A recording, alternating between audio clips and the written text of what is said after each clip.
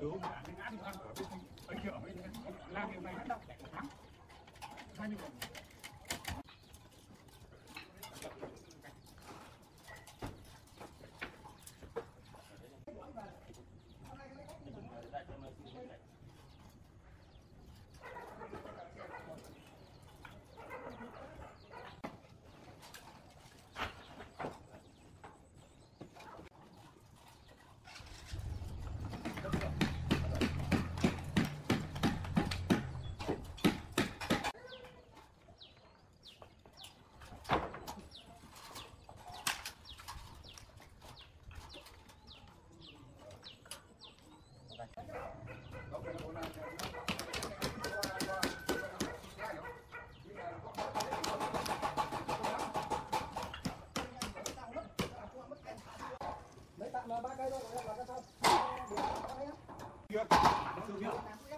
Chiều đang làm ngoài kia là anh Thuận là những cái thời gian anh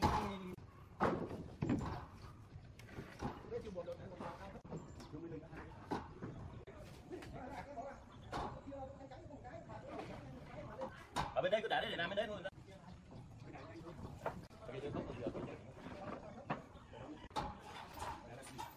Để tập nước.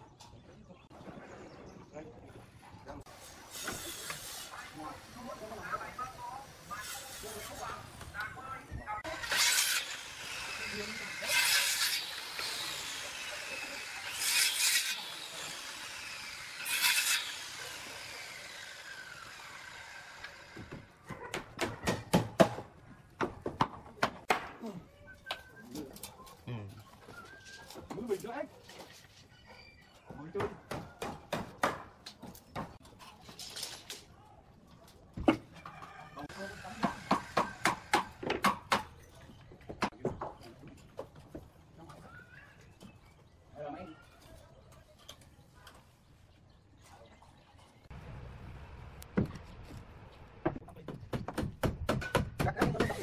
Chiều nó mất cho một đường đấy đó.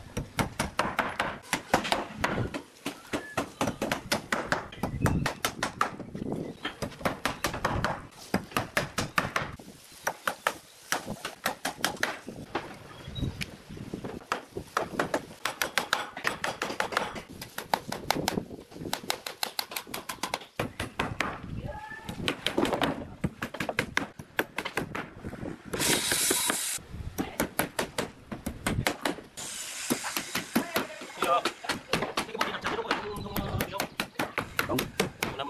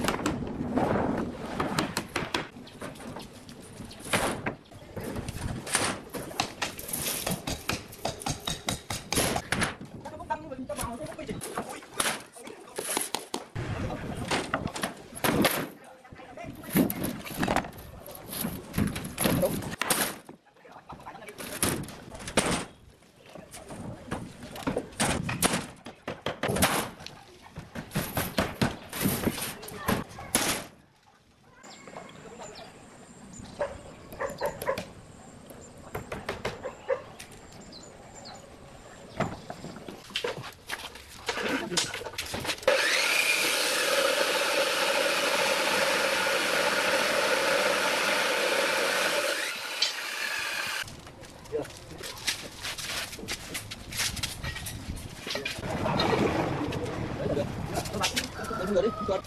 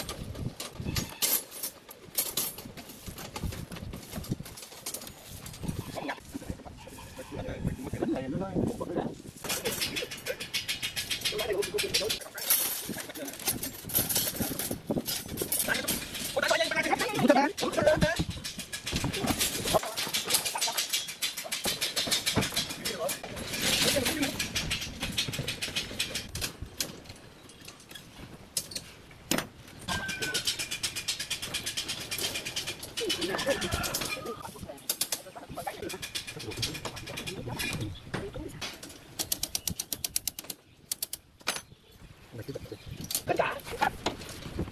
Vô vô.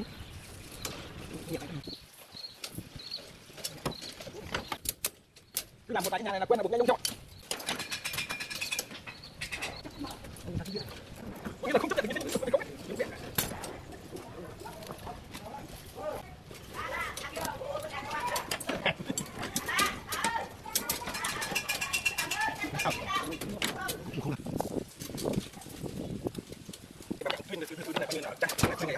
Nên là con nhà không mái che không phải cái gì nó cái nắng nó cao hơn còn thôi nhà là thật nguy hiểm nhà quê tụi anh nghĩ là cái nắng công luôn.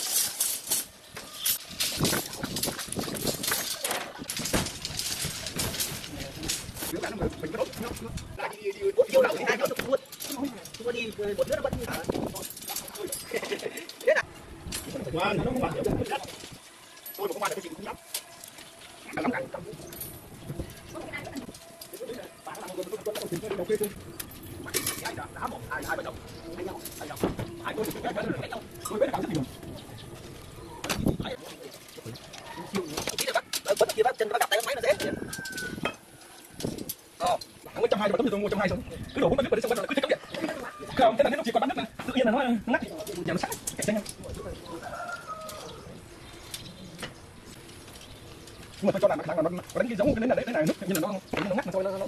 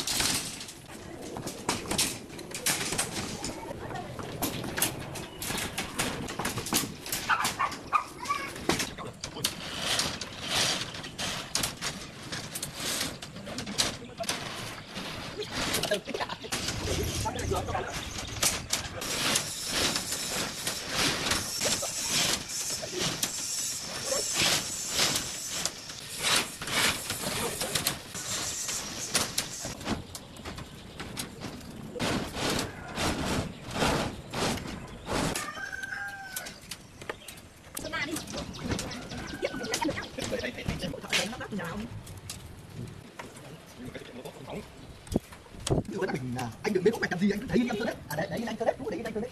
Đẹp được luôn á. Nhiều. Ông bảo cái anh muốn rượu cũng nhiều lắm. Mày ăn đâu? Mày thấy một đồ anh muốn rượu rồi, mày thấy một đồ anh muốn rượu rồi.